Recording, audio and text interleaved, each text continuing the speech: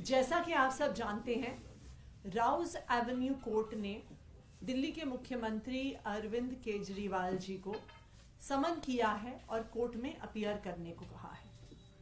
हम कोर्ट के आदेश का सम्मान करते हैं और हम इस मैटर में जो ऑनरेबल कोर्ट है, राउज एवेन्यू कोर्ट, उसके कोर्ट के सामने अपना पूरा पक्ष रखेंगे कि क्यों दिल्ली के मुख्यमंत्री अरविंद केजरीवाल जी ने जो 5 समन ईडी ने उनको दिए वो उस पर क्यों नहीं गए। नंबर 1 और सबसे महत्वपूर्ण, हम ऑनरेबल कोर्ट को ये बताएंगे, हम न्यायालय को ये बताएंगे कि जो 5 समन ईडी ने इशू किए ये 100% गैर कानूनी थे।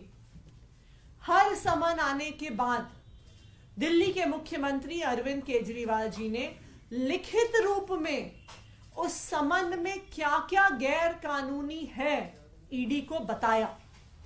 ईडी से कई सवाल पूछे, लेकिन कभी भी ईडी का इनमें से किसी भी मुद्दे पर जवाब नहीं आया और ना ही 5 चिट्ठियों के बावजूद ईडी ये साबित कर पाई कि उनके समन्स गैर कानूनी नहीं है, उनके समन्स इल्लीगल नहीं है। तो ये जैसा कहते हैं कि प्रत्यक्ष ही प्रमाण है। ईडी का इन चिट्ठियों को जवाब ना देना ये बात दिखाता है कि ईडी के पास कोई आधार नहीं है इन समन्स की लीगैलिटी को प्रूव करने का। दूसरी बात, हम राउज एवेन्यू कोर्ट को यह भी पूरा सीक्वेंस बताएंगे कि किस तरह से पहले Bharatiya Janata party press conference करती है। प्रेस कॉन्फ्रेंस में कहती है कि अरविंद केजरीवाल जेल जाएंगे। भारतीय जनता पार्टी ये कहती है कि ईडी अरविंद केजरीवाल को अरेस्ट करने वाली है और भारतीय जनता पार्टी की प्रेस कॉन्फ्रेंस के तुरंत बाद ईडी का समन आ जाता है। ये क्या दिखाता है? ये दिखाता है कि ये समन किसी लीगल आधार पर नहीं भेजा जा रहा, ये समन किसी जांच के लिए नहीं भेजा जा रहा, ये एक राजनीतिक साजिश है जिसके तहत ये कोशिश की जा रही है कि दिल्ली के मुख्यमंत्री अरविंद केजरीवाल जी को ईडी के ऑफिस बुला के अरेस्ट कर लिया जाए। ऐसा कैसे हो जाता है कि एक दिन भारतीय जनता पार्टी की प्रेस कॉन्फ्रेंस होती है, उसके अगले दिन एक समन आ जाता है। भारतीय जनता पार्टी की दूसरी प्रेस कॉन्फ्रेंस होती है, उसके बाद दूसरा समन आ जाता है। तीसरी प्रेस कॉन्फ्रेंस होती है, तीसरा समन आ जाता है। तो जो इन समन्स का भारतीय जनता पार्टी की प्रेस कॉन्फ्रेंसेस के साथ कोरिलेशन है और जो अरविंद केजरीवाल जी को अरेस्ट करने की, गिरफ्तार करने की साजिश है, यह भी हम कोर्ट के सामने रखेंगे। तीसरी बात जो हम माननीय न्यायालय के सामने रखेंगे, ये सवाल जो हम ईडी से बार बार पूछ रहे हैं कि 2 साल से इस तथाकथित शराब घोटाले की जांच चल रही है, ऐसा क्या हो गया कि जस्ट लोकसभा चुनाव से पहले समन पे समन, समन पे समन, समन पे समन भेजे जा रहे हैं। 2 साल तक ईडी का कोई इंटरेस्ट नहीं था अरविंद केजरीवाल जी से पूछताछ करने में, लेकिन जैसे ही लोकसभा चुनाव आता है, करीब आता है, प्रचार का समय आता है, तब अरविंद केजरीवाल जी को समन पर समन भेजा जा रहा है। तो हम माननीय न्यायालय के सामने अपनी गहरी शंका को रखेंगे कि यह समन अरविंद केजरीवाल जी को अरेस्ट करने के लिए और उनके प्रचार को रोकने के लिए है। चौथी बात जो हम माननीय न्यायालय के सामने रखेंगे कि किस तरह से जब से ये ईडी के समन भेजे जा रहे हैं, साथ ही साथ दिल्ली की चुनी हुई सरकार गिराने की साजिश हो रही है। ऑपरेशन लोटस की शुरुआत हो रही है। कुछ लोग हमारे विधायकों के पास पहुंच रहे हैं, उनको पैसों की ऑफर दे रहे हैं, उनको टिकटों की ऑफर दे रहे हैं और कह रहे हैं कि अब तो ईडी का समन आ गया, अब अरविंद केजरीवाल जी गिरफ्तार होंगे और हम सरकार तोड़ देंगे। तो ये चौथी और महत्वपूर्ण बात है जो हम माननीय न्यायालय के सामने रखेंगे।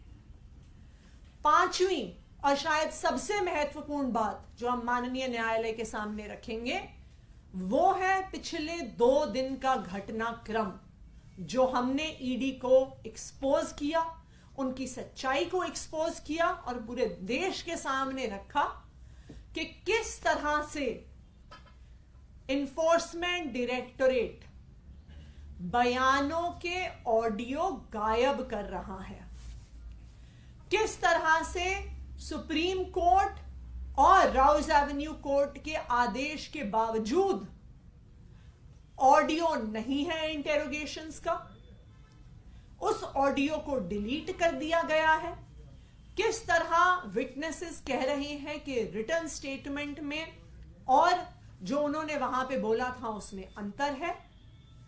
इसको भी हम कोर्ट के सामने रखेंगे क्योंकि माननीय न्यायालय को यह पता होना जरूरी है कि आज के दिन ईडी कोई जांच नहीं कर रही है, ईडी कोई सत्य तक पहुंचने की कोशिश नहीं कर रही है। आज ईडी का सिर्फ एक मकसद है कि भारतीय जनता पार्टी शासित केंद्र सरकार ईडी का प्रयोग करके अरविंद केजरीवाल को कुचलना चाहती है। आज ईडी का प्रयोग करके अरविंद केजरीवाल की सरकार को बदनाम करने की कोशिश है, अरविंद केजरीवाल को गिरफ्तार करने की कोशिश है और अरविंद केजरीवाल को किसी ना किसी तरीके से राजनीतिक तौर पे खत्म करने की कोशिश है। तो ये सारा षड्यंत्र हम माननीय न्यायालय के सामने रखेंगे कि इस देश के देश के कोर्ट्स को, न्यायालयों को पता होना चाहिए कि किस प्रकार से केंद्र सरकार अपनी एजेंसीज, खास करके ईडी और सीबीआई का अपने राजनीतिक प्रतिद्वंदियों के खिलाफ उपयोग कर रही है। Thank you. मैम, एक सवाल है, कोर्ट का ऑर्डर की कॉपी भी आ गई है, आदेश में लिखा गया है कि ईडी के पास केजरीवाल जी को पूछताछ करने के लिए पर्याप्त तथ्य मौजूद थे, इसलिए उनके समन ठीक थे। ये ऑर्डर की कॉपी में ये लिखा गया है, कोर्ट की कॉपी में, इस पर क्या कहेंगे? देखिए, अभी तक कोर्ट के सामने हमारा पक्ष गया नहीं है। जैसा मैंने आपको कहा, हम एक सूचनाबद्ध तरीके से जो कुछ भी घटनाक्रम पिछले कुछ दिनों में घटा है, कौन से वो तथ्य हैं जो दिखा रहे हैं कि ये एक राजनीतिक साजिश है, किस तरह से भारतीय जनता पार्टी की प्रेस कॉन्फ्रेंसेस और ईडी के समन्स एक दूसरे से जुड़े हुए हैं, किस तरह से ईडी ने ऑडियो को डिलीट किया है, किस तरह से ईडी अब छापे मार रही है, यह भी नहीं बता रही कि किस केस में छापे मार रहे हैं। तो ये पूरा पक्ष राउज एवेन्यू कोर्ट के सामने रखा जाएगा। एक सवाल छोटा सा, उत्तर दक्षिण के बीच जो फंड एलोकेशन है उसको लेकर जंग छिड़ी है, नौबत यहाँ तक आ गई। कर्नाटक सरकार के जो लोग हैं उन्होंने जनता मंच पर प्रदर्शन किया, आप भी दिल्ली की वित्त मंत्री हैं, इसे कैसे देखती हैं? देखिए, दिल्ली के साथ तो फाइनेंशियल इनजस्टिस अनंत काल से होता आ रहा है। दिल्ली सरकार का शेयर ऑफ इनकम टैक्सेस तकरीबन 15,000 करोड़ है, लेकिन दिल्ली को केंद्र सरकार से मात्र 950 करोड़ रुपए मिलते हैं। और मैं आपकी सूचना के लिए आपको यह भी बता दूं कि करंट फाइनेंशियल ईयर 2023-24 में भी ये चिल्लड़ भी जो केंद्र सरकार दिल्ली के लोगों को देती है वो भी उन्होंने नहीं दिया है। तो ये भारतीय जनता पार्टी शासित केंद्र सरकार का तरीका है कि जहां जहां विपक्ष है उनको किसी ना किसी तरीके से टारगेट करते हैं।